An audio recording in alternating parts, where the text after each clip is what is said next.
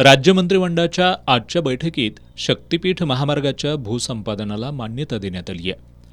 शक्तीपीठ महामार्ग विरोधी संघर्ष समितीच्या नेतृत्वाखाली कोल्हापूरबरोबरच अन्य जिल्ह्यांमधल्या शेतकऱ्यांनी जोरदार विरोध केल्यानंतर विधानसभा निवडणुकीअगोदर शक्तीपीठ महामार्गाचं भूसंपादन थांबवण्यात आलं होतं. मात्र आज भूसंपादनाला मान्यता देण्यात आली आहे.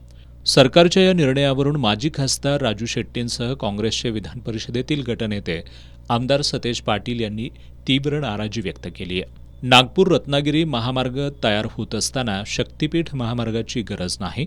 86,000 कोटी रुपये खर्च करून हा शक्तीपीठ महामार्ग करण्याऐवजी राज्यातले सध्या अस्तित्वात असलेले रस्ते दुरुस्त करावेत, अशी मागणी आमदार सतेज पाटील यांनी केली आहे. शक्तीपीठ महामार्गामुळे कोल्हापूर आणि सांगली जिल्ह्याला असलेला पुराचा धोका आणखी वाढणार आहे.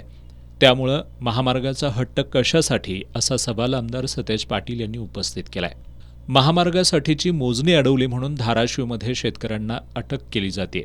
ही सरकारची दडपशाही असल्याचं सांगत आमदार सतेज पाटील यांनी सरकारची प्राथमिकता कॉन्ट्रॅक्टर आहे, शेतकरी नाही, अशीही टीका केली आहे. मोडकळीला आलेल्या एसटी महामंडळासाठी नवीन गाड्या लोकांना देण्याची व्यवस्था करावी. राज्यात प्राथमिक आरोग्य केंद्रांमध्ये डॉक्टर द्यावेत, अशी मागणीही आमदार सतेज पाटील यांनी केली आहे.